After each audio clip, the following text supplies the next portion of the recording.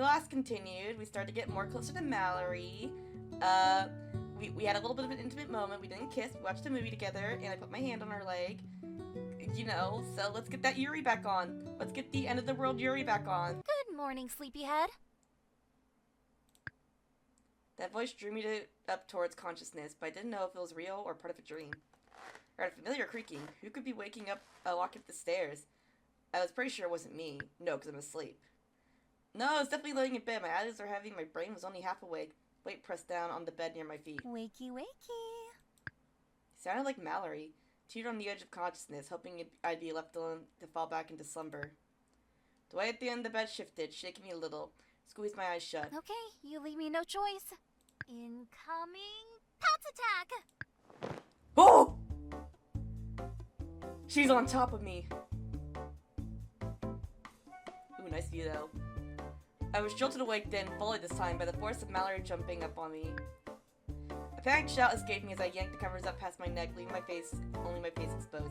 Mallory beamed, straddling proudly, her clear, aquamarine eyes filled with mischief. Oops, did I scare you? Well, you left me no choice. I tried calling you, throwing things at you, and wafting delicious smells in your direction. None of those worked, so this was my last resort for getting you to wake up. And it did the trick. You're awake now. What kind of monster just pounces like that on a poor, defenseless, sleeping person? Monster, you say? Wow, you sure do know how to give a girl a compliment. I scowled at her playfully. I was pretty sure she was resting her whole weight on me, but she felt like nothing. And though I'd been legitimately startled and more than a little confused, I found now that I didn't dislike the situation. I'm so gay. You're jumping about like this. Does that mean your leg is feeling better? Mallory looked down her bandaged leg, then back at me. She pursed her lips. It doesn't hurt as much, but it feels kinda weak. Like it might give out if I put too much weight on it. I didn't know enough to know if that was normal or what it meant. I nodded vaguely and just stared up at her, and she stared down at me. Then I shook myself. So why'd you need me to wake up so urgently? She cocked her head. I make you breakfast, and I didn't want it to get cold. And I was worried. You're usually up way earlier than this. And maybe I was a little lonely and sort of missed you. God, she's so gay! What does she mean by usually up way earlier? I craned my neck to check the clock on my nightstand. Oh, that was what she meant. Tim, what's up with me? I never sleep in this long. Sometimes your body just needs a little extra rest. Okay, now... Mallory twisted, leaned over the bed, and produced, as if from nowhere, a plate of breakfast. Ta-da! Waffles! She held the plate out, showing me the stack of fluffy golden waffles. They smelled amazing, fruity and sweet, flecked with red and drizzled with maple syrup. My mouth is watering. I never knew that was an actual thing that happened to mouths. Strawberry waffles from scratch will do that to you. You'll have to tell me once you taste them, but I think I may have outdone myself this time. The only thing I did make from scratch is the syrup. That's okay, I made the syrup from scratch. Wait, you did? I nodded. There are tons of maple trees around here. I harvest their sap at the end of each winter. It's pretty simple. I drill small holes into the trees and insert what's called a spiel, which is like a spout. The sap drains out through there and into a bucket. When I have enough to fill a pot, I essentially boil it down until it's mostly evaporated. Then it's syrup. And the best part is, it keeps forever, so I can just store it in the glass jars in my pantry. Mallory had never looked happier or more amazed or more beautiful. That sounds like some kind of fairy magic. I laughed. The real magic is your cooking. This looks incredible. Although, did you mind taking it downstairs so we can eat there? I'd like to get dressed in. Well, Mallory looked down at herself the way she was straddling me, and her face turned bright red quite rapidly. She scrambled to get off of me, nearly dropping a plate of waffles in her flustered state. I'll do that now. Sorry. See you downstairs. Without making eye contact, she raced down the stairs. There came to the sound of cutlery being fumbled with in the kitchen below. I dragged my hand down my face, equal parts amused, exasperated, and happy. I got the achievement. Enjoy a delicious breakfast with Mallory. Nice. After breakfast, Mallory was quick to scoop up my plate and cutlery. I offered to help, but she said she would do them herself. By now, I had learned that there was no arguing with her. Not because she was particularly stubborn, but because I caved into the slightest pushback. She made me weak, but like in a nice way. So while she cleaned up, I walked to the window overlooking the garden. The skies were dark and dreary, far more ominous this morning than before. The ground glistened, and I could see little puddles on the path leading up to the door. They rippled as a gust of wind rushed past. I guess it's another day indoors. Look how glum that weather is. Aww. I glanced back at Mallory in the kitchen. She took a look through the window, making a little pouty face. Also, clouds like this mean we're not getting any solar, so we're relying on what's stored in the battery back for now. We should limit how much electricity we use today. Okay, I'll be extra careful. I turned back to the window and pressed my hand against it. The glass was cold, much colder than usual. If it was going to rain all day and be chilly, I should bring in some extra wood for the fire. 30 pieces should do it. Then I stole another glance back at Mallory. Mallory in her threadbare sweater dress, so thin and so short. Better make it 50 pieces, I told my brain. My brain agreed. Outside, the rain was really coming down. I kept close to the edge of the cabin, sneaking along under what cover there was on my way to the woodshed. The ground was too muddy to use the wheelbarrow, so I figured I'd have to make more than one trip. I gathered up a big armload of firewood and brought it back to the cabin. I repeated this process, getting wetter and colder as I went. If only I was getting wetter in other ways. Ayo, am I right? Push, please don't ban me. On my last trip to the woodshed, it occurred to me that I would never bother with this much effort if there weren't only myself in the cabin. I would have made it do with a few logs already inside, wrap myself in blankets, and if it came to it, suffer the cold. But Mallory deserved better than that. I wonder why. Is it because I like her? After bringing all the wood inside, I laid it out on a towel beside the fireplace. I always inspected the logs for bugs. I didn't want anything creepy hitching a ride inside my home. Once that task was done, I arranged a couple logs along with some kindling and got a little fire going in the fireplace. Sat there for a few minutes, stoking the flames while the wood hissed and popped. Soon the whole living room was toasty. Mallory appeared at my side and sat down. She leaned towards the fire, its orange glow warming her face. I caught myself staring at her, slapped my hands against my thighs. Well, I better make use of this time and get some work done on my computer. Doesn't that use up the electricity? The computer only draws about 250 watts. A couple hours won't make much of a difference. Mallory stayed by the fire while I went to my desk and booted up my computer. The sound of the drizzling rain outside and the crackling fire in the fireplace soothed me as I settled into my chair. I could live like this forever, I thought. The peaceful atmosphere was interrupted by an annoying cascade of chimes from my email. I took a peek at my inbox and saw more spam, of course. Read the spam. I opened up the first of the sketchy forwards. Wow, more new cures for the virus discovered! I got the achievement, read the spam once. Nice. This says, miraculous cure found. Dihydrogen monoxide combined with pink sodium chloride will save your life. Click here now to learn. Yeah, no, that link is definitely staying blue. Isn't that like a reference to the that jelly juice? This is like a thing on like Dr. Phil, and I think PewDiePie covered it in a video or something, but there's like this lady named Jill something, and she made like this disgusting like drink called like jelly juice, made with like fermented cabbage and like pink salt and stuff like that. And like it's really bad. Like she claims that like she's like so delusional. She complains that she says that it can cure things like AIDS and cancer, like missing limbs, even homosexuality. What's that stuff even made out? I'm googling it because if this is just a reference to like the jelly juice, that'd be fucking hilarious. It's just water, salt, and fermented cabbage. Okay, so nothing about like the actual recipe. Mallory laughed. You never know. One of those headlines might turn out to be true someday. Oh, Mallory, you're such an optimist. Rolled my eyes playfully. Without thinking about it more than that, I deleted both the emails, but I spent a few more minutes checking some websites that were part of my daily routine. Sites for tech news, world news, and weather. A random ad for amazing delivery services reminded me about the first aid kit I needed to replace. I decided I might as well grab some painkillers too, since there had been only a handful left in the bottle and Mallory had asked for one for her leg. She seemed much better now, but still, it was good to have things like that on hand. You never knew when a headache might strike or a joint might get sprained. I ordered the new first aid kit and aspirin, and then something else caught my eye. It was a type of ad I never usually get, and certainly never pay mind to, but for some reason I did this time.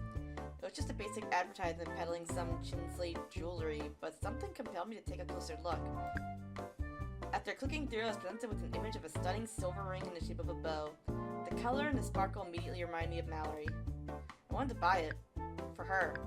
Ooh, I'm gay. Next thing I knew, the order had been placed and a message appeared letting me know that all 3 of my purchased items would be arriving via drone drop in the next few days.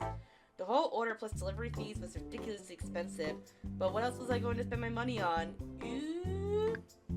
I leaned back in my chair, a little bit in disbelief in myself. I looked over at Mallory sitting in the living room. She had that old basket of clothing set beside her, with a little pile of things neatly refolded beside it. Her head was bent low over some garment in her lap, her fingers working away. I realized that she was using a needle and thread, sewing up holes and fastening buttons back where they belonged. I forgot about the work I'd wanted to get done.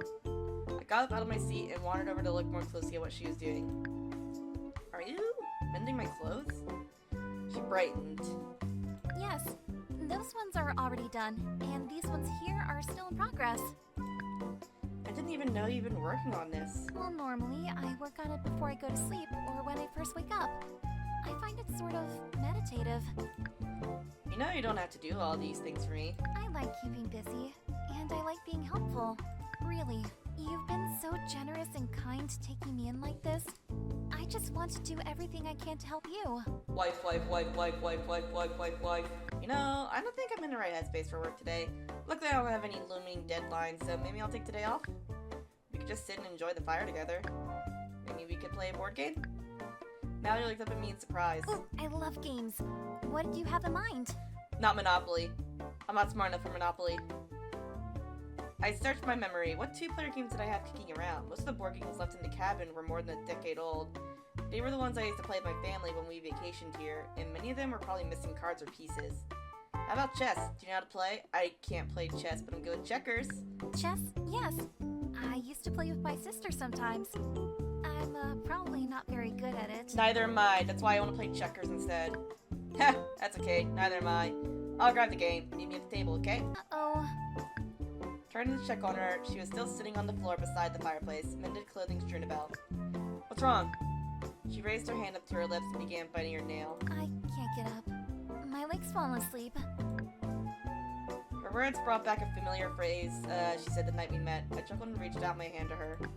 Well, at least it's only asleep and not caught in a trap this time. She smiled and accepted my hand to lift her up. Funny how I didn't even think twice about it anymore. White or black? We set the board out on the table and started setting up the pieces. White, please. I sat on the black side of the board and finished arranging my pieces. When I looked up, Mallory was examining the box with pursed lips. Are you missing a piece? Looks that way. I don't mind subbing in a salt shaker or something else to play with. No way, we should play with real pieces. She gave me a look. It was sort of dismissive, sort of disheartened, but I meant what I said and knew how to cheer her up. Seriously, I can make you a proper chess piece. I can make it look however you like. Mallory stared at me, one eyebrow a little higher than the other. How? I held one finger and head toward my computer desk. Remember the gauze with the cute potato pattern on it? I printed that out with my 3D printer, see? I took the equipment out and hooked it onto my computer, giving her a quick overview as I did. This is just a small one, but it's very useful and quite simple. I just plug in the USB in my computer, then use a program to tell the printer what to make. Whoa, that's so cool. I'm missing the queen. Can it make that piece? I let out a theatrical laugh, throwing my head back as I did so. Ahaha! This baby can make anything your heart desires. Ask and you shall receive. She curled her chin while she thought. I desire a cat. A cat queen? Alright, that works. Can I watch? The enthusiasm she showed left no room for arguments. I loaded up my software to search for cat and picked out a cute figurine. I set it up to print and let Mallory press the very last OK button to get the process started. Several indicator lights on the 3D printer flashed as it got to work. It started to hum and whir. It's like something out of science fiction. Mallory tilted her head to get a better look at the printer. She stood up to lean over and watch the cat being formed from above. The angle exposed her cleavage in a bra, and I try not to look unsure if it were able. Sorry, I got distracted by the tits. God damn it. We were both quiet while we waited. Level after level, the cat queen built upon itself, and what about 4 minutes later, we had a replacement chess piece. I removed the piece from the printer, handed it to Mallory, and watched her expression turn from amazement to joy. It's perfect. And it wasn't the only thing. We sat down to play, and the conversation came so easily. We shared what we knew about chess, how we each learned how to play, and how the game itself dated back to the 15th century. Now these days, most people played it online. We We talked about Deep Blue, the first computer to beat a world chess champion, and the conversation turned to other random things. Things that made us laugh, little anecdotes from childhood, questions we had about the universe. It turned into one of those days where the time just passes by, impossible to notice. Hey, look! There! The clouds are breaking. Nuh-uh, I'm not falling for that. You just want me to turn my back so you can move the pieces around, you trickster you. No, I just turn around, she just eats the chess pieces. No, seriously! Look, the sun is shining over there. Can we go outside to look at it? I twisted in my seat. Through the window I could see the great gray sky, and there, over the mountains, a glowing crack shedding golden sunbeams down the land. Wow. Okay, yeah, good idea. I know, perfect viewing spot. Mallory gleefully hopped off her chair and took my hand in hers. Outside, the air was damp. We walked together around the side of the house to the ladder I'd used the other day. I climbed up first, then turned to help Mallory up the last ladder rung and over the edge of the roof. Her hands felt so little and fragile in mine. Watch your step. Still wet and might be slippery. Luckily, the ridges might give traction. We stood side by side, and out of an abundance of caution, and only an abundance of caution, I held her. The sun was on its way down, and I could tell the sunset was going to be incredible. What do you think? Pretty good spot to watch the sunset. Mallory took a few steps forward, leaving my hands empty. I shoved them into my pockets. For a moment, everything was quiet. I scanned the world around me and saw gray clouds streaking downward in the distance, trees in heavy shadow with their tips lit up in the sinking sun. The ruins of the city nestled in the thriving landscape in her. She let out a long, careful sigh, turning slightly to look back in my direction. It's the most beautiful thing I've ever seen. The cool wind blew past, catching her shining platinum hair and sending a few strands dancing around her head. There was something mournful in her tone, and it made my heart ache. Thank you, from the bottom of my heart, for showing me all of this. I stared at her, wondering why she sounded so sad, yet also understanding that her sadness was the same as mine. God, she was beautiful. Stared and didn't know how I'd live so long without her. Something changed up there on the roof. Came back to myself when a strong, cold gust rushed past me. Realized the sun had dipped beneath the horizon. Spent the whole time watching Mallory instead of watching the sunset. It's already over? It happened so quick. Yeah, it did. Mallory had her arms up around herself, saw goosebumps on her legs, a little shivering in her shoulders. I don't know about you, but I'm freezing. Shall we go back in? I never paid attention before. I never cared. She was so sad. I wanted to make it stop for her, but I didn't know how. Maybe the most beautiful things are beautiful because they're fleeting. You have to appreciate them while they're there. Wow, that's not foreshadowing whatsoever. It was getting dark now. I felt a few raindrops and the air felt heavy and sharp.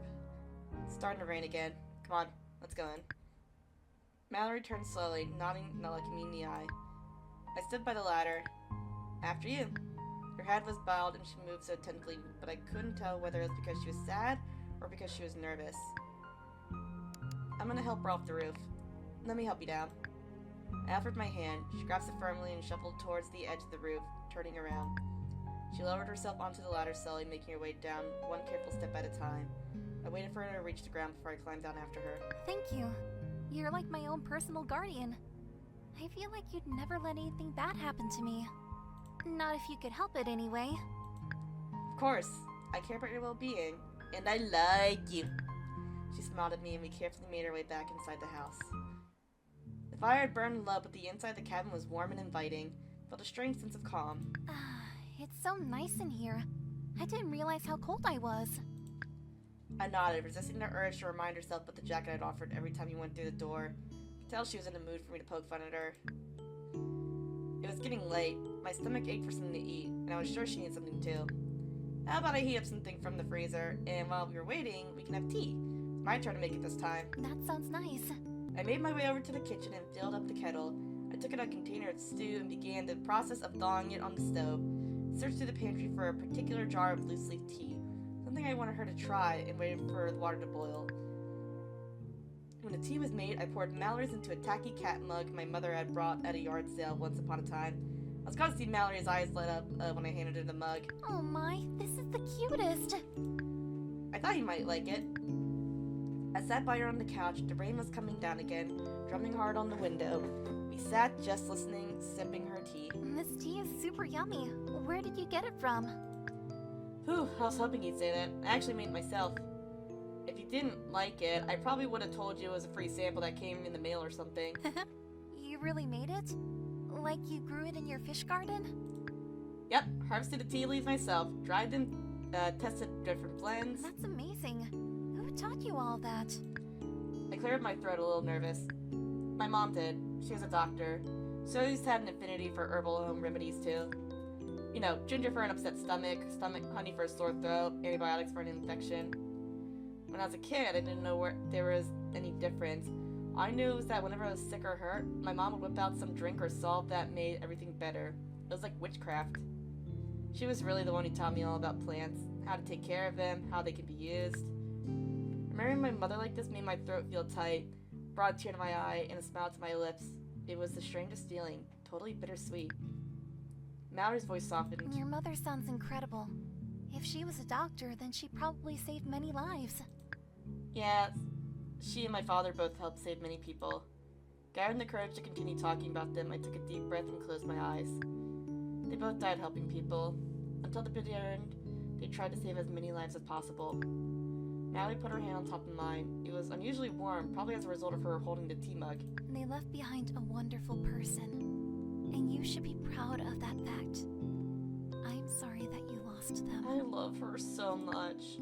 Hearing her kind words nearly sent me into another wave of emotions. I managed to hold him back. Thanks. So it's your turn again. I told you about my parents and my dog, but you haven't told me anything about your family. I tried to make my voice sound light and teasing, but I really was serious. I wanted to know her. Her hand twitched, and for a second I was afraid she would take it away, but she didn't. She just stared at me, and the silence went on so long I felt I had to fill it. Honestly, Mallory, why are you so secretive? Why can't you tell me what you were doing out in the rain that night? I want to know what brought you to me. That did it. She pulled away and sank a little deeper into the couch, looking so sorrowful it hurt. I'm scared to talk about it. Just thinking about it hurts so much. And I'm afraid that if I say it out loud, I won't be able to take the pain. Did your parents die? I frowned. I understand, but if you share it with someone who cares about you, then they'll carry some of that pain too. You won't have to shoulder it alone.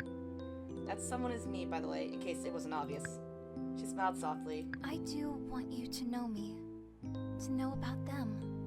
My family. Life was hard, but I loved them so much. It was just me, my mom, and my little sister. That was my bubble. We lived in a 2-bedroom apartment. We learned to do a lot with the little.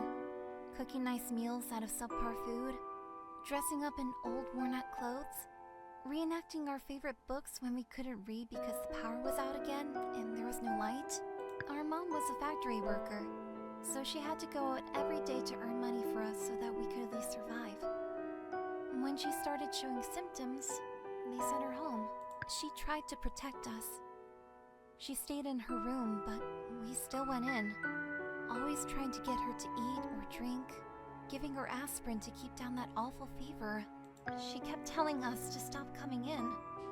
We called for an ambulance already, but we were still on the waiting list. Oh. And what were we supposed to do? Leave her to die alone in her room? Oh no. Well, she did die. No. My sister was with her when it happened. But I was out in the kitchen making us all something to eat. I can't even remember what it was. What happened to your sister? Tear ran down Mallory's cheek. By the time it was our turn for the ambulance to come, it was only to take away a body. My sister and I, we didn't know what to do. How were we going to be able to buy food or pay for electricity? We were at the mercy of companies already struggling to produce anything. Factories in the middle of shutdowns due to waves of sickness. And it just seemed hopeless. Mallory. But, you know, we had learned about people living outside the cities. Smaller communities living off the land instead of trying to survive the old way. We thought, if that was real, maybe we should just leave the city behind. Somehow figure out a way to be like those people. Like you. I nodded for a long time. I wondered why anyone had ever chosen to stay in the cities. Eventually I realized not everyone was lucky enough to have inherited an off-grid cabin like I did. I couldn't imagine the impossibility of getting started from scratch. Mallory gripped the edges of her sweater dress so tightly she trembled. About a week after our mom died, my sister gave me some laundry she just finished washing. She asked me to hang it out on the balcony to dry. And while I did that, she locked me outside.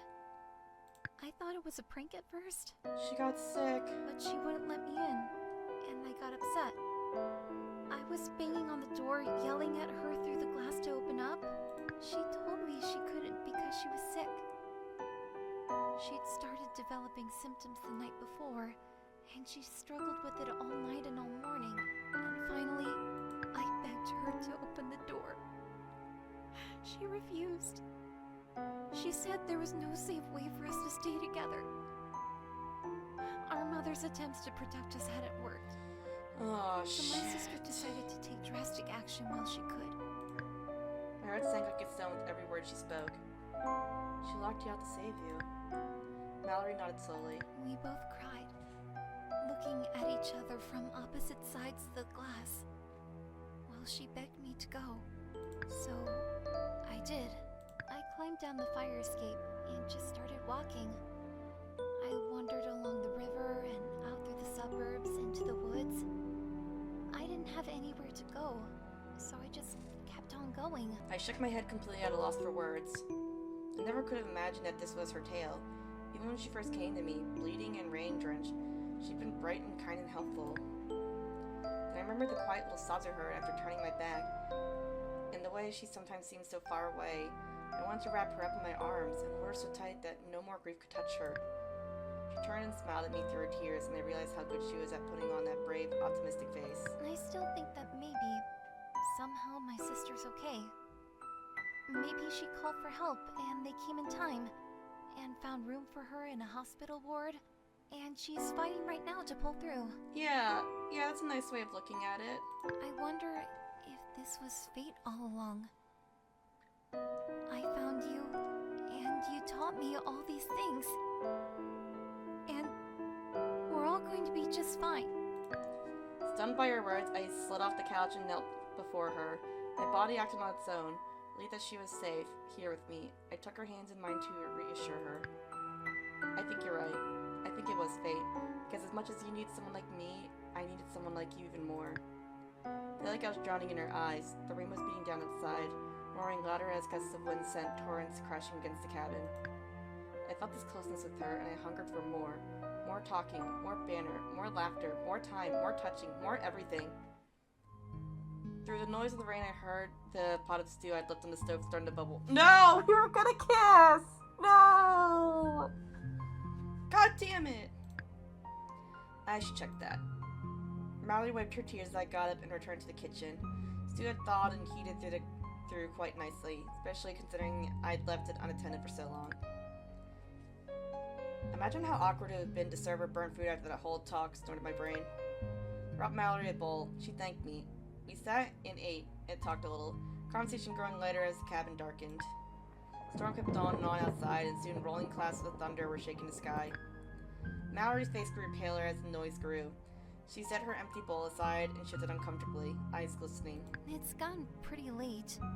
I guess we should go to sleep. Are you okay? Oh, totally. I just feel a little on edge during storms, that's all. No big deal. It's really, really fine. Okay. Well, there's the crank flashlight on the desk over by the door if you feel like you need some backlit light. And, you know, I'm just upstairs. Good night, Mallory. Climbed upstairs, got undressed, and crawled into bed. Stared at the ceiling as rain pounded the window beside me, wind howling down on the mountain bridge. Thought about everything Mallory had told me and everything that had happened between us over the past few days. Turned out the light. Slowly, I drifted towards sleep, less and less aware of the flashes of lightning and booming thunder. Started to dream without fully realizing, imagining that my old house cat Fidget had crawled onto bed with me, imagining that my bed was floating on ocean waves. Crack of thunder louder than the rest, and a squeal coming from somewhere very close woke me. Oh!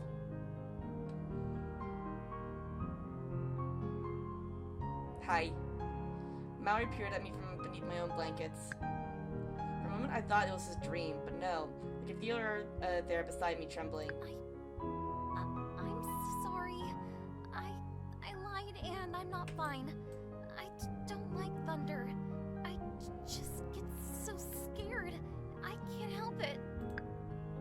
Tremors in her voice were even worse than her body. I suspected the storm had made her a little uneasy, but I had no idea she'd been fighting down its much terror. I sat up, reaching for my only instinct to comfort and protect. That's when I remembered I was in my underwear. Me, she wouldn't notice. We're both girls, so who cares? It's okay. It's only noise. It'll be over soon. She nuddled into me, sniffling. Her face was red, moisture glistened on her face. Her chest, she was sweating and crying, and her heart pounded so hard I could feel it through the mattress. I don't want to sleep alone tonight. Okay, it's okay. I stopped short in disbelief at how much my mindset had changed. I'd gone from refusing to be anywhere near her to this. She was in my bed and we were breathing each other's air. I hadn't even checked her temperature. I want to stay with you.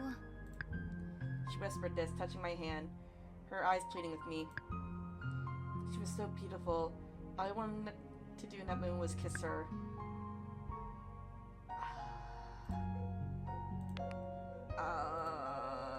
I'm gonna save in here just in case. I'm gonna save here just in case. I'm gonna save here just in case. No, I don't. I better not fuck it up by not kissing her, because I don't want to kiss her. I feel like it's not the right time to kiss her. Maybe once I get that ring in the mail, like, then we kiss her. But I'm gonna hold back. I decided not to move, too afraid of ruining this already perfect moment. She had come to me for safety and comfort, and I wanted to give that to her. Of course, you can stay. Get comfortable, okay? She shifted closer to me, resting her head on the pillow next to mine. She sniffled, giving me a soft smile as I stroked her hair. Thank you. For everything. You make me feel so safe. I watched Mallory's eyes fall shut. Her breathing became deep and slow, and even though she'd fallen asleep, that little smile never faded. I kept stroking her hair, felt so soft between my fingers. I was hypnotized. How had I lived all alone for so long? How had I not known what I was missing? As the storm gradually retreated and the night grew darker and quieter, I struggled to keep my eyes open. Maybe I was a little afraid that if I let myself fall asleep, I'd wake up to find this is all a dream. Eventually, I fell asleep anyway. Chapter 7. Integration. Next morning, I awoke to the sound of rain softly pelting the windows. Storm had passed, leaving only a damp, drizzly day behind. Kept my eyes closed and I listened. I could hear the faint sound of the rain dripping from the downspout along the house. I stretched out my arms. The bed around me was empty and cold. Mallory was gone, but I knew she had been there, because I could still feel her on my skin. Cabin felt extra chilly. I got out of bed and dressed up warm.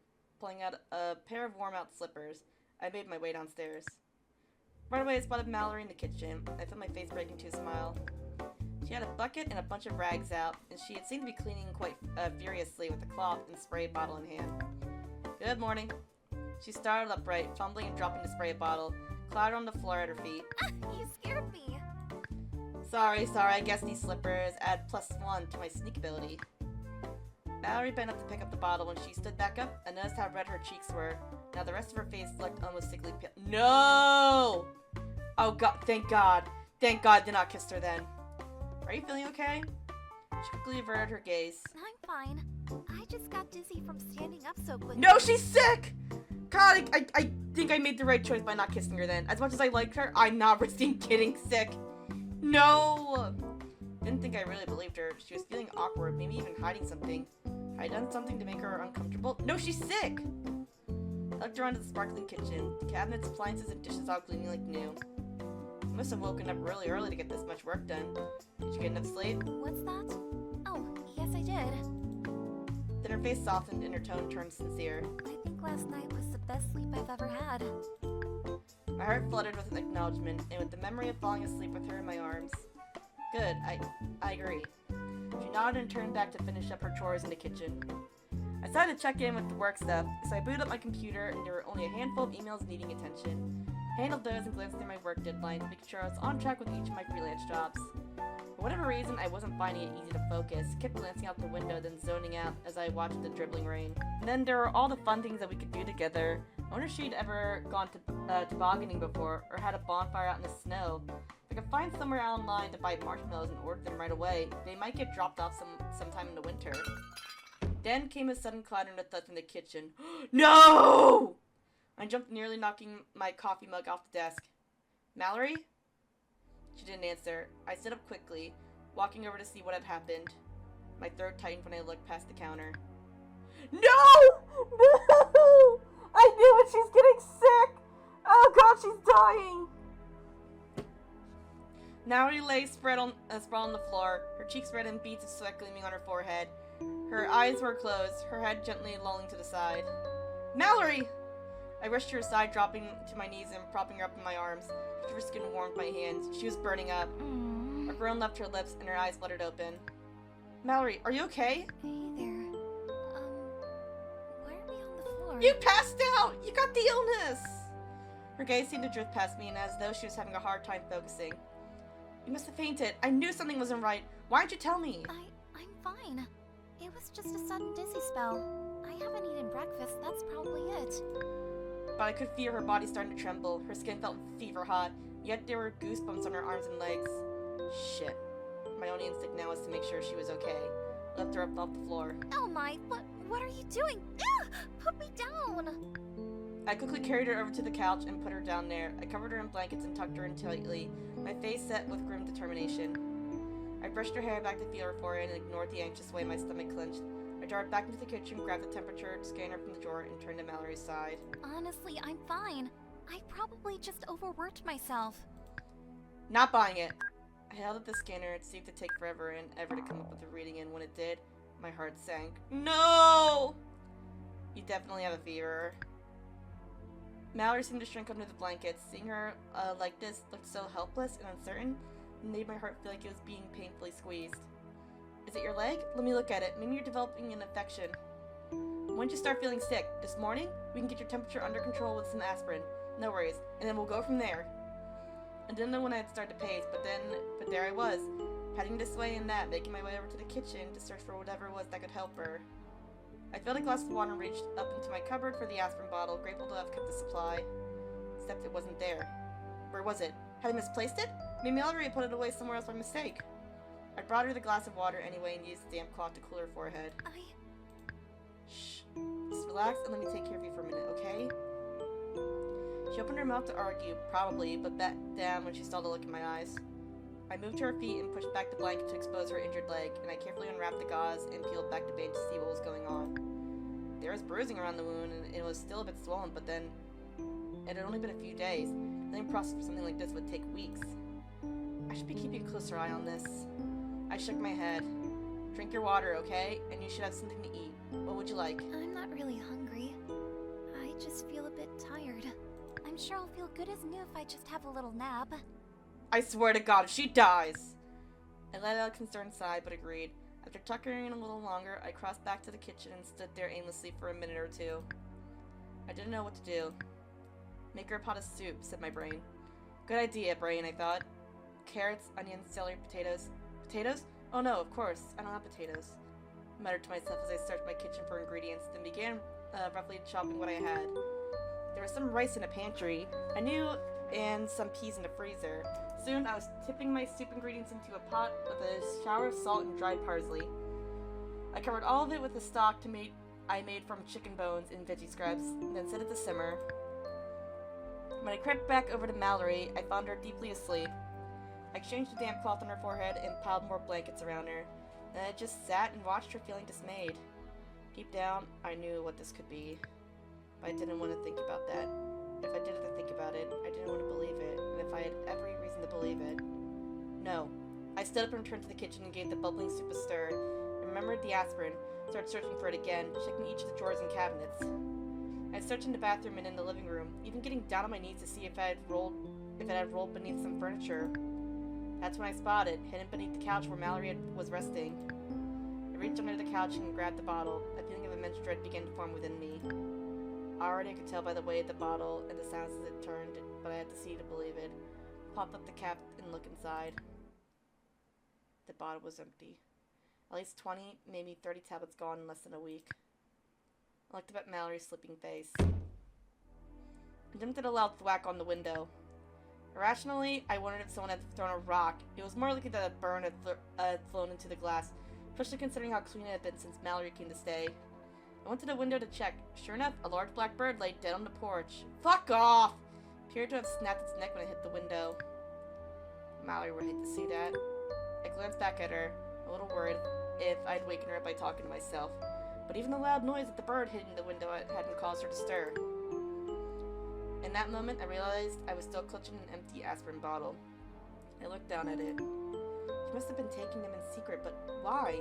For the pain in her leg? Or for some other ailment?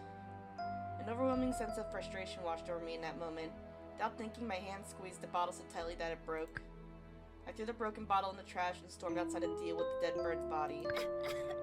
It wasn't until everything that Mallory woke up. She started coughing right away, and she sat up clutching the blankets close to herself. No! No!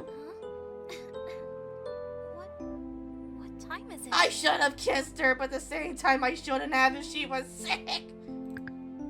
Don't get up. At least not so fast. Let me heal you. I stood in the kitchen, tending the soup that had been keeping warm for hours. Mallory looked around groggily, rubbing her eyes. But it's nighttime. Why did you let me sleep so long? I only wanted to rest for an hour or so. That's not what your body wanted. I'm glad you got some rest anyway. It was clearly much needed. Though I told her not to move yet, she bundled the blankets around her and made her way over to the kitchen. Hi. She leaned against the support beam.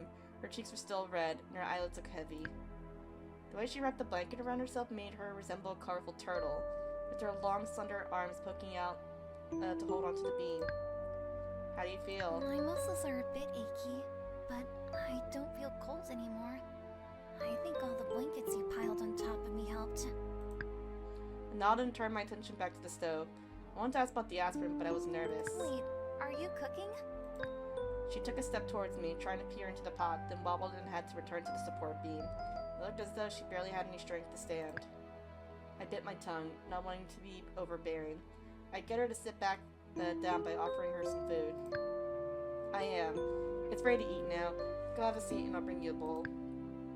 I half expected her to argue, but to insist that she could get her own bowl, or that I should sit while she served me, but instead she backed away and went to sit at the table. It looks really good. Thank you for making it. My pleasure. I bet you thought I had no cooking skills. Well, it's finally my time to shine. She laughed half-heartedly. I look forward to seeing what you're capable of, Cooking Senpai. She folded her blanket neatly over the chair beside her, and placed her arms on the table to form a pillow for her head. She sat with her head down until I set a bowl of soup beside her. Oh, that looks so wonderful. She leaned over the steaming bowl with her eyes closed, holding back her hair as she breathed in slowly. I used lots of spices. They make all the difference when flavoring a dish. I gave her a little wink, and she smiled. Bon appetit.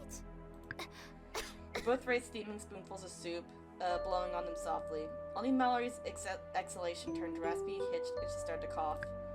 She dropped her spoon back into the bowl and held a hand to her throat. She drew a deep breath, looking dismayed. I'm so sorry. Too spicy? No, I can't. I don't know why. She got the sickness! Mallory tried her best to stifle the coughs with little success. Never slept came out of my mouth. Those autumn allergies are so annoying, am I right? She didn't answer. She was breathing very slowly and focusing very hard on bringing a spoonful of soup to her mouth. She slurped it, and honestly, she looked like she wanted to throw up. That bad? No, She was wrecked with another coughing fit. She just seemed to rattle at each breath. I couldn't stand seeing her like this. I went to her, rubbing her back as I pushed a glass of water into her hands. Here, drink some. She nodded and clutched the glass hard, trying her best to drink while her chest heaved. A minute later, after she'd managed to take a few sips, she was able to breathe a little more easily. I'm so sorry. I can't seem to stop. You don't have to be so sorry. Tears began to roll down her face. They splashed into the table and into her neglected soup bowl. What if? Shh. More tears dripped down her eyes.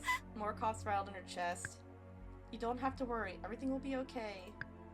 All you need to do is rest and let me take care of you. This will pass. I think I maybe just want to lie down. Okay, I'll help you upstairs to the bed. You'll be extra comfy there. Jesus Christ, I'm actually crying right now. She gave a small nod. Her eyes were puffy and red as she gathered up her blankets in her arms. We headed for the stairs. I walked with her, taking the steps one at a time and holding her in case she lost her strength. Her skin felt even hotter, burning me even through her sleeve. She needed a fever reducer. That was certain. I made a mental note to check if the new bottle of aspirin I'd ordered would arrive. Once we made it to the upper floor, Mallory pushed me away and started coughing to her blankets, doubling over and trying to muffle the sound of her pain. I unfurled the blanket covers and helped her climb in, straightening out her collection of blankets and pulling all the covers up over her. All these blankets are so heavy. I can barely move. Good, that means you're tucked in safe and sound. I brushed her hair back, tracing the side of her burning face with my fingertips. I'm going to get you some water and things, and I'll be back, okay? I hurried back downstairs and started loading up a tray with water and a few damp face cloths in her uneaten bowl of soup. Wanted her to have it right there beside her the minute she had an appetite. But of course, that wouldn't be enough. I racked my brain for anything I had in the house to help drive down her fever. Then it hit me. My mother used to talk about the healing properties of basil and garlic. I couldn't quite recall the specifics, but it was something, and I had both of those items growing in my home. I rushed over to the kitchen to fill the kettle with water. While that was coming to the boil, I darted into the aquaponics room. There were 4 medium-sized basil plants sitting happily under their grow lights, waiting for me to harvest their emerald petals. In that moment, my heart inflated to twice its size, full of joy that I might finally be able to do something to help soothe Mallory's pain. I plucked a handful of leaves from all the basil plants, which were different strains, but I didn't think it would matter. Next, I dug out some garlic and extracted a homemade jar of honey that was sitting on the back shelf. Looking around at the plants and fish, I did one last scan in case there was anything I could use. On impulse, I spotted a bright red hibiscus flower in bloom, and I plucked it. The lone flower had an unusually bright color amongst all the dark, leafy greens.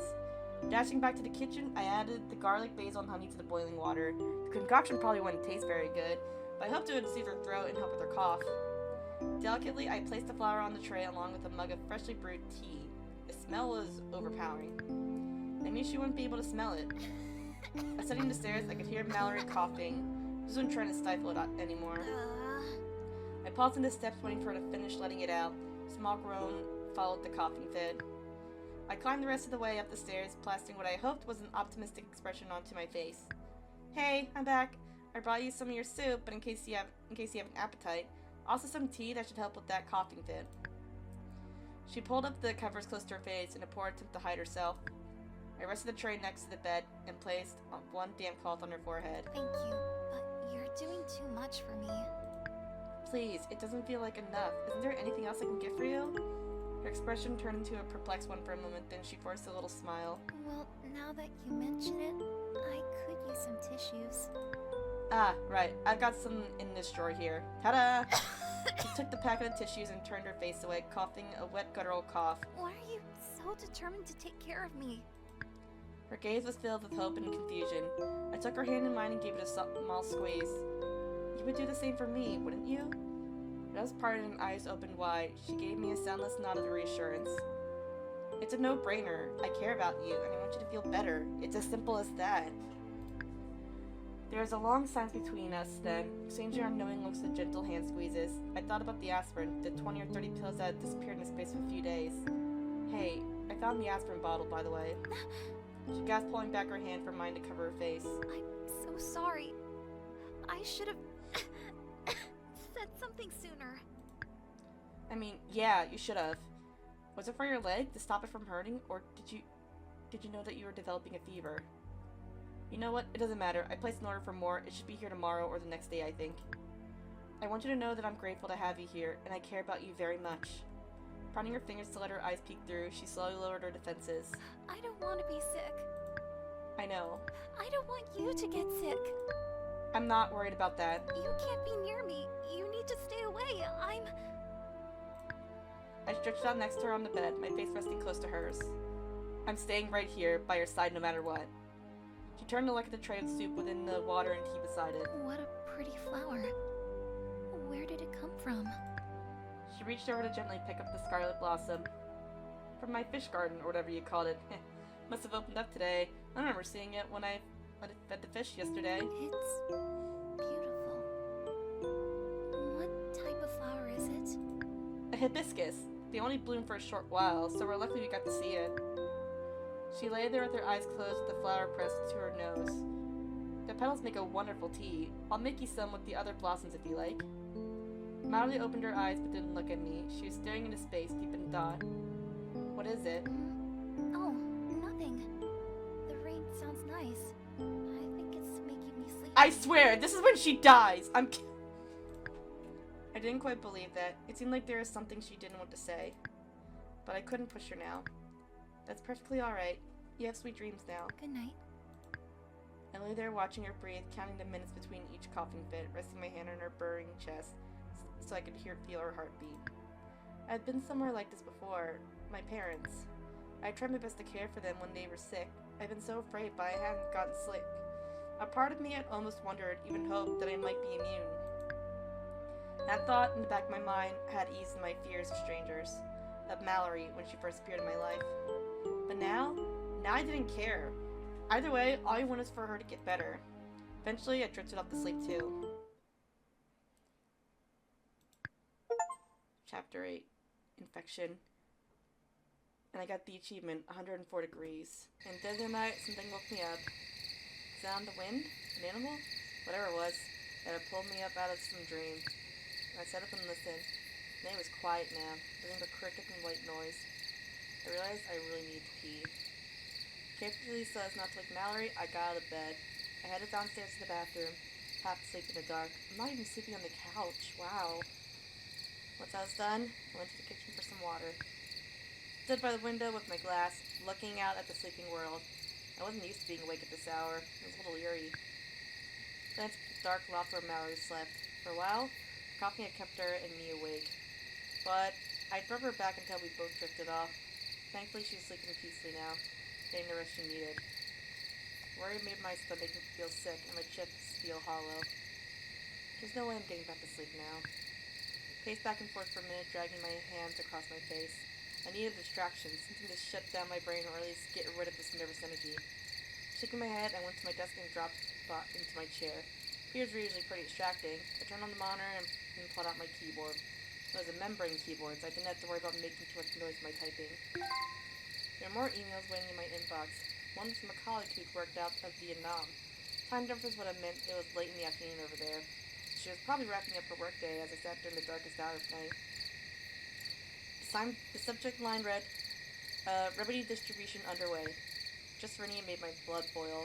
I was so sick of these empty promises, and for what? Read the spam. You never know. Open the email anyway, thinking maybe I could find whoever started the vile forwarding chain and send them a piece of my mind. Then my curiosity was piqued. The body of the email had a surprisingly official-looking Global Health Authority logo at its top. There are multiple language options. I scrolled to appropriate section and started to read. Public notice. The worldwide distribution of R Pandavax is underway. Please read on for information on where to seek treatment. Patients who receive R Pandavax have a 96% chance of recovering, and up to 45% seen with traditional medical intervention. Right, I wish. R Pandavax rollouts are now taking place with med tents being sent up outside major hospital locations in the countries and cities listed below. Symptomatic individuals should visit their nearest med tent as soon as possible for assessment and hospital admission. Hang on, this couldn't be real, could it? Scanned down the list, and then I saw it, the name of our city. Is this actually real? Our Pandavax treatment will be administered free of charge, with identification requirements relaxed by emergency order. Our Pandavax may have a preventative effect, and individuals who have not been infected may opt to receive an big I word dose. I scrolled down, searching the screen for some evidence that this was fake, a scam, a lie. Pulled up the internet and searched R Pandavax. At least 100 articles came up, all posted within the last 24 hours. Bulletins from different news sources, statements from researchers, schedules being shared. Mallory! I called up toward the loft, my voice shaking like crazy, my gaze not leaving the screen. I stood up, tremors running through my whole body. Mallory! It's real! Mallory! We have to go now!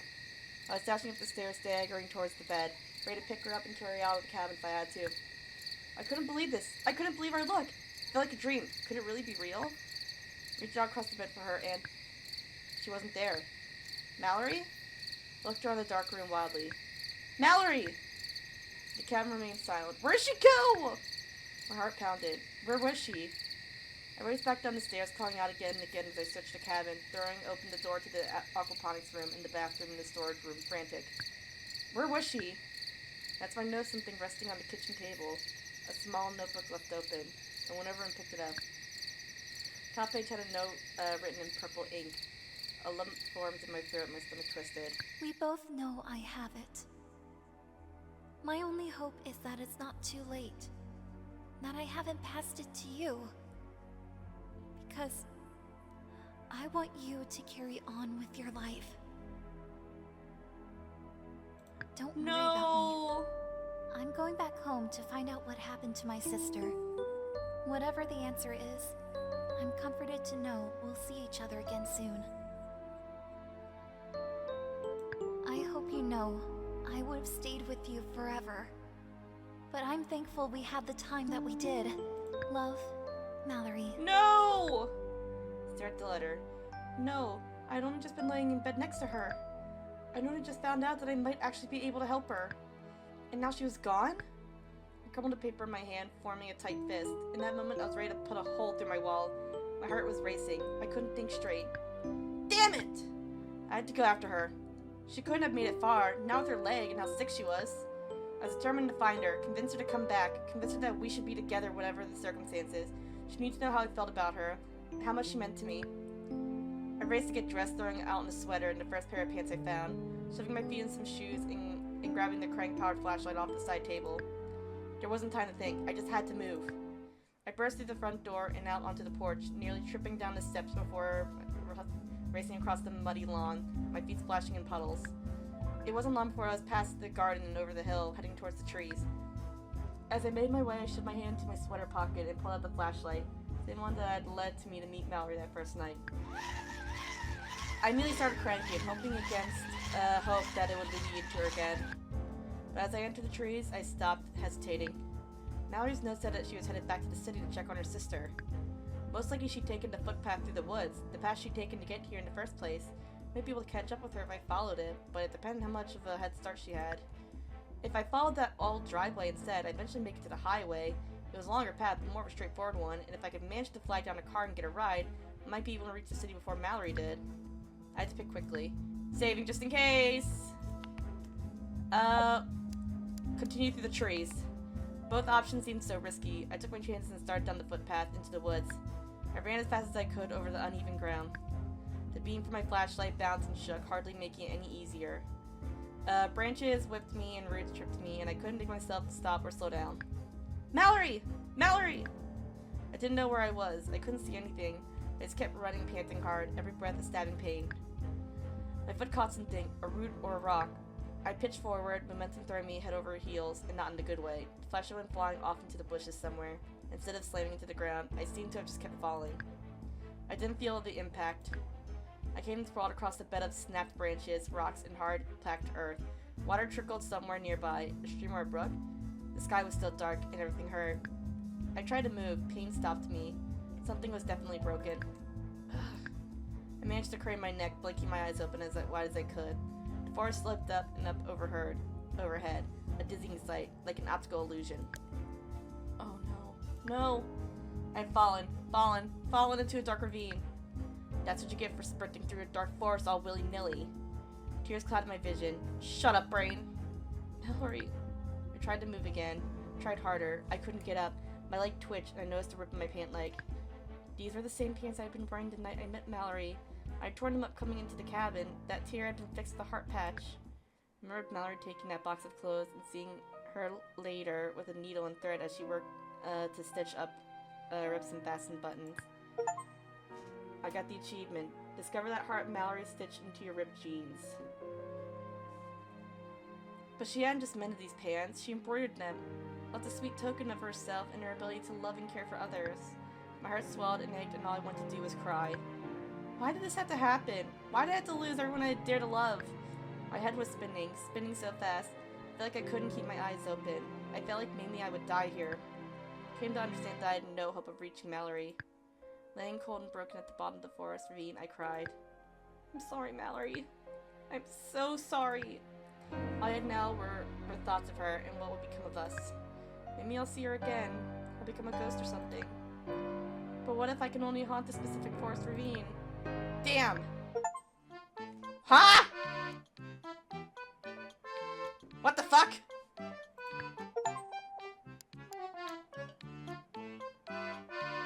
Continue? Okay, so good thing I saved there. We're gunning for the highway. Both often seemed so risky. I took my chance and started down the driveway toward the main road. I ran as fast as I could. The light from the flashlight bobbed and bounced ahead of me, lining up potholes and stones for me to dart around over and over. Within minutes, I was at the turn where the driveway met the main road, with the high-mast lights towering over me. The road itself was desolate. Of course, few people traveled it anymore. So as I jogged along the shoulder in the direction of the city, I kept on cranking my flashlight, slinging it back and forth on the off chance that someone, anyone, might come along and see me. A stitch began to form on my side, making each footfall painful. I pushed through it for Mallory. Please, is anyone out there? My adrenaline had worn off, and now there was a hollowness in me. But then, as if my desperate voice had summoned, a car appeared in the distance. I heard it before I saw it, and when I saw it, I started waving my arms frantic once more.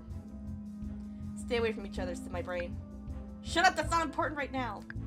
The car was getting closer, and its headlights glaring. I jumped up and down and waved the flashlight, calling out, Stop! Please, stop! I need help! The car began to slow. I hurried towards it, believing it was about to come at a stop, but after a brief hesitation, the car sailed past, picking up speed and leaving me to watch its taillights fade. Bitch! Fell to my knees, exhausted, hopeless. Then once I'd caught my breath, I got up and started jogging again. Keep going for Mallory, just keep going. It wasn't too long before I heard the hum of another vehicle coming down the road. I started waving my flashlight back and forth again. Maybe this time?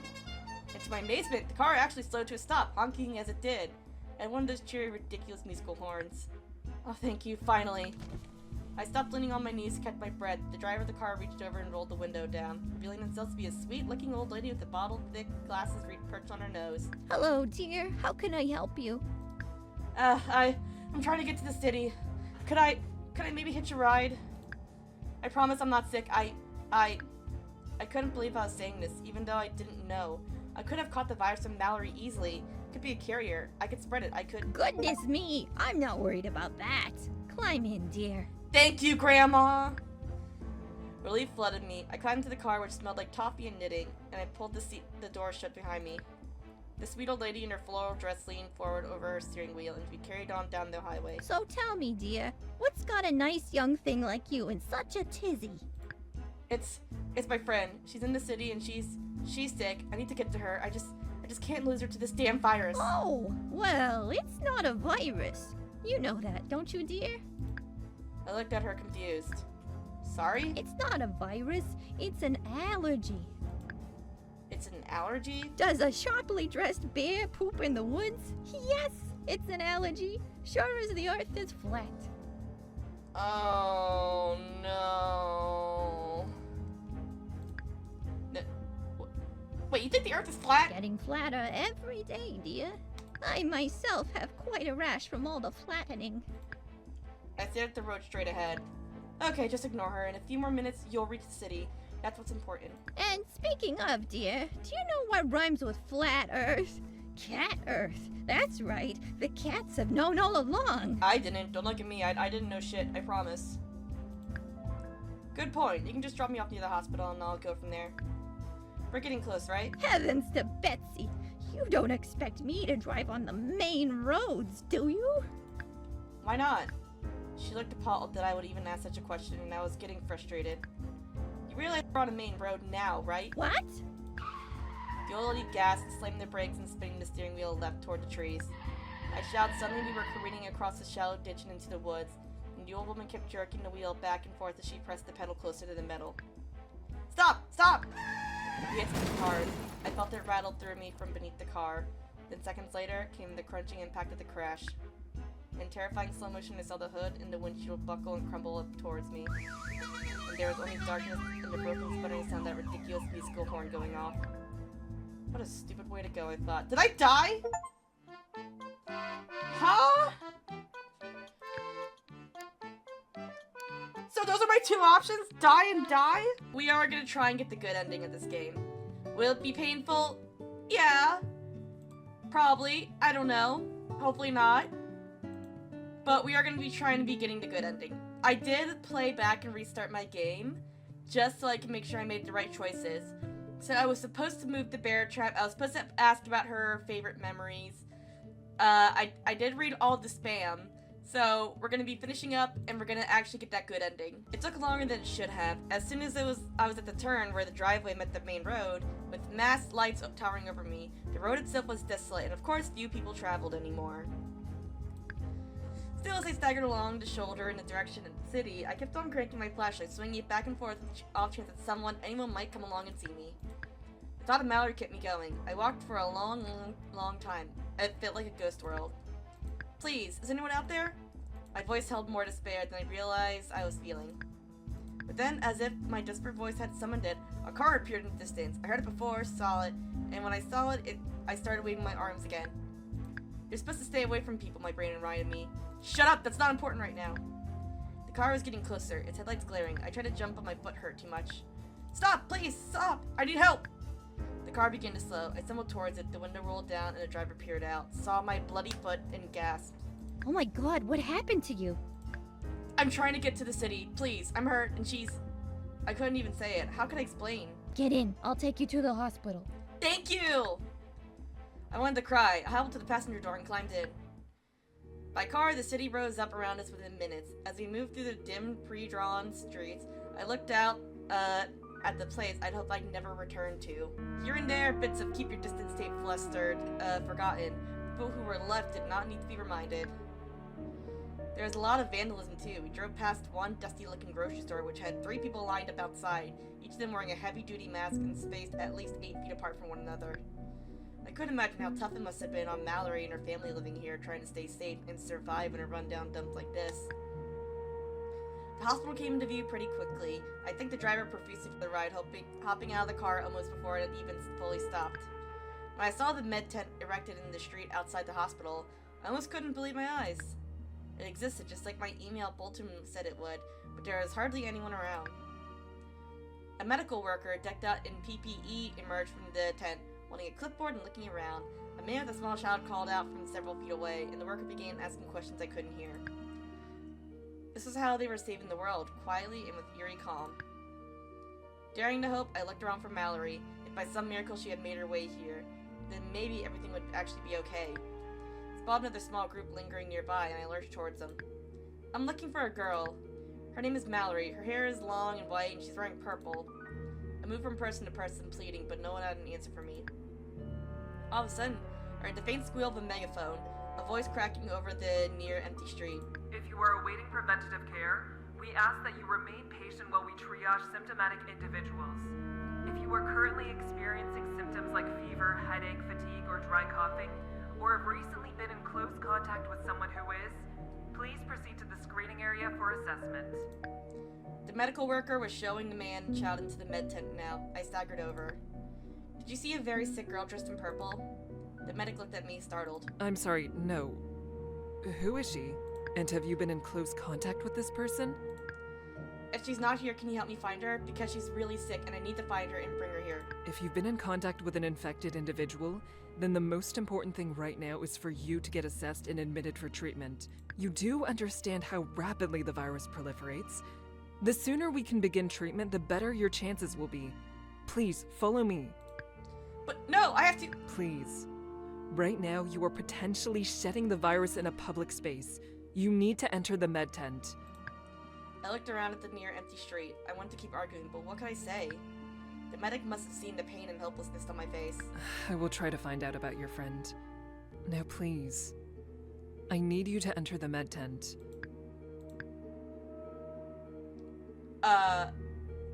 Let's see what I have to do here! Okay, Mallory. We gotta go for Mallory. I can't stop until I find her. Please, there's no one here, but she's somewhere, and if I can just find her and get her back here in time, that's a life saved. The medic looked kind of lost. I was already backing away, getting ready to start running again. Mallory wasn't here, then she had to be at the planetarium, or at least on her way to it. Wait! Don't go yet. The medic disappeared inside the tent. A couple of people who had been waiting nearby moved closer, hovering. was probably wrong of me to race ahead of them, demanding the lone medic's attention, but honestly, whatever.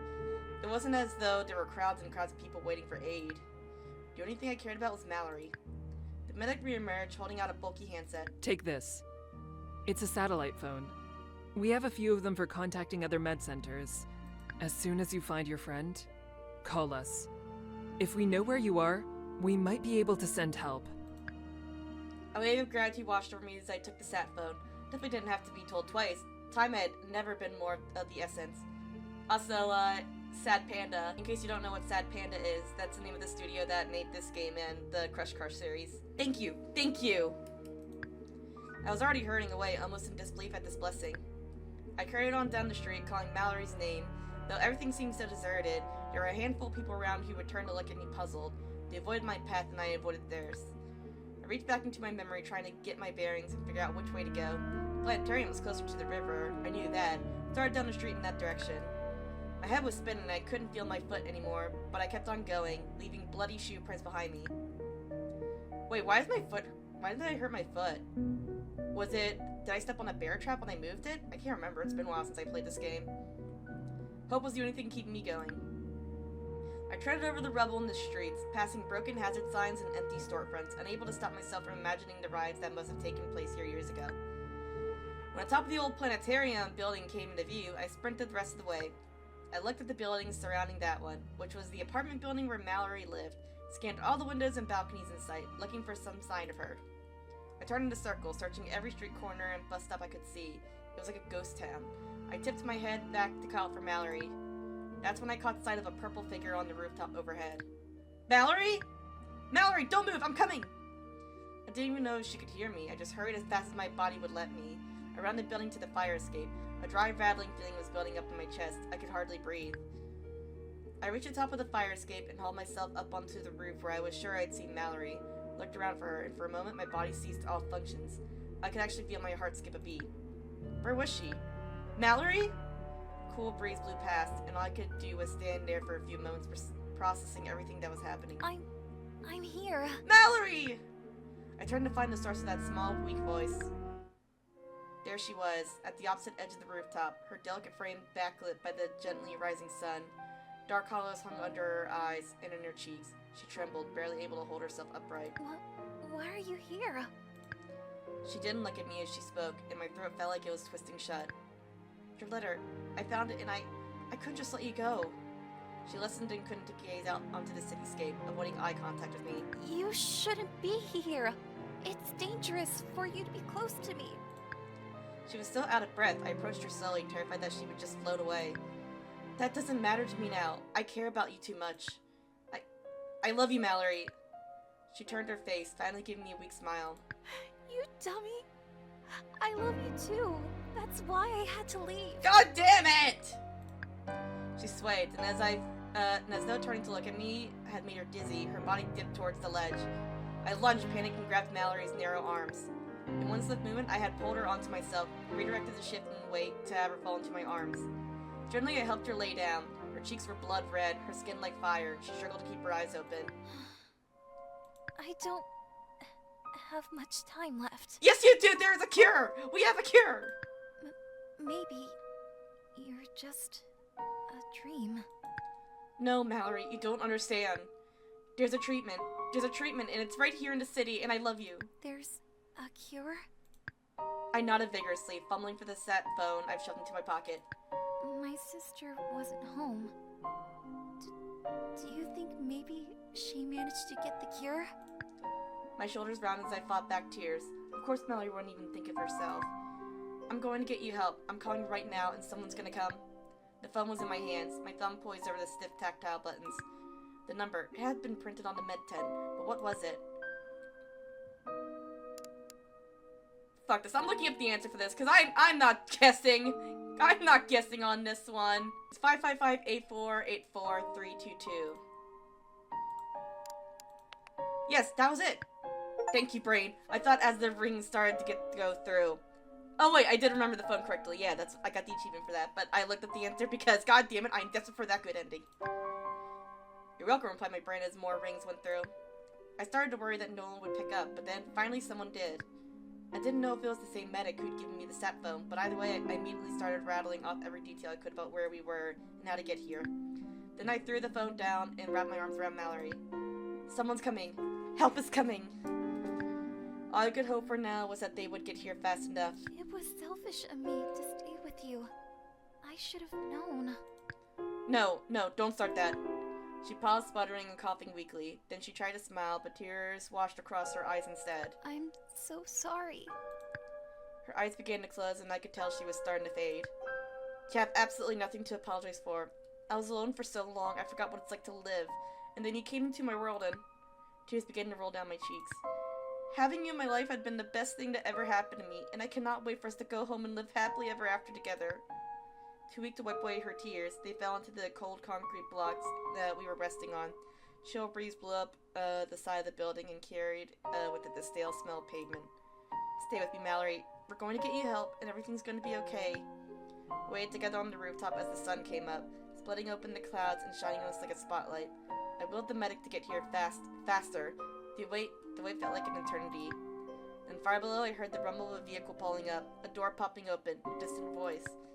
It was 2 weeks before Mallory and I were finally able to return to the cabin. Okay? Mallory had spent most of that time quarantined, receiving breakthrough Pandavax treatment, which carried her gently back into the brink of death. Oh wait, I just understand the name of it. Red Panda, which is the mascot for Sad Panda. Cute. Very clever. I received the preventative treatment as well, and was monitored closely for symptoms. Finally, we were discharged, and we found our way back home where all the leaves were gold and red, and the mountains had snowed on their peaks. First thing we did was check on the chickens, only to find that they had torn open their feed bag and had themselves a feast while we were away. They were very fat and very happy to see us. We took a careful stroll around the rest of the property too, just to make sure everything looked okay and to make note of any issues I'd need to deal with.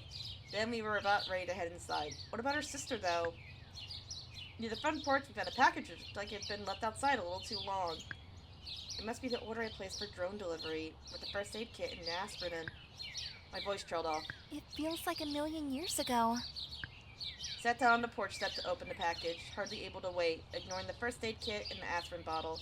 Pulled out the small cardboard box I knew would have Mallory's ring inside. I looked up at her, suddenly a little nervous. I have a gift for you. A gift? Really? Eee! What is it? I grinned at how cute she was. I held the box up to her, and she danced a little as she took it. She lifted the lid to peer inside. Oh my goodness! It's so pretty. It reminded me of you. Her eyes looked so shiny. She smiled and leaned down to kiss me. Try it on. Okay.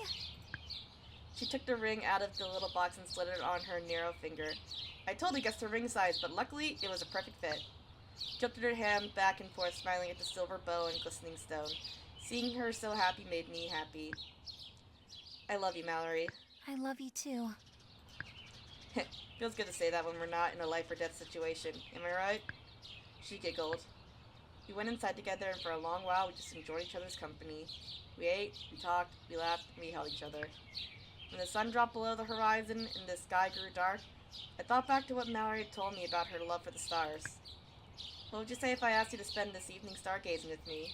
I would say I know the most perfect spot. I felt my grin get even bigger. I'll grab some blankets. Meet me up there? Sure. A few minutes later, I climbed up onto the roof with a big blanket folded over my shoulder. Mallory sat waiting for me, watched me with those big, beautiful eyes with the sweetest smile. My heart felt warmer than it ever had.